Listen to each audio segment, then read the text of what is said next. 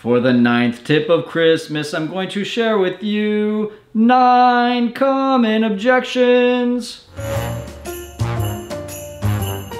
Welcome into the 9th tip of Christmas. We're talking about the 9 common objections that you're gonna get from landlords if you're trying to do co-hosting or arbitrage. So number 1 is we don't allow for subleasing. I love getting that question, and I also love turning that no into a yes. Number 2 is insurance. How am I gonna be insured? How are you going to be insured as well? Number 3 is pre-screening, or hey, how do you know who in the world is coming in to our homes? Number 4, what about the condition of my home? Isn't this place gonna get wrecked because it's an Airbnb?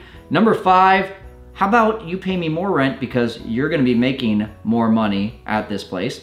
Number 6 is business credit. I need to see business credit. If I don't see business credit, then I can't let you rent. Number 7 is parties. How do we keep out the partiers so that the neighbors don't hate us, which is also number 8. How do you inform the neighbors? Should we inform the neighbors? And also, what are the neighbors gonna say when I tell them that this is gonna be an Airbnb? And then lastly, number 9, probably the most important in a lot of states, is squatting. How do we hold back these guests from coming in, squatting, and having tenant rights in the house? These have been the 9 common objections for dealing with landlords if you're going to go down the Airbnb arbitrage or co-hosting route. I didn't tell you how to deal with these objections, but where I do that is at fearlesskyle.com. My free masterclass will show you exactly how to do that.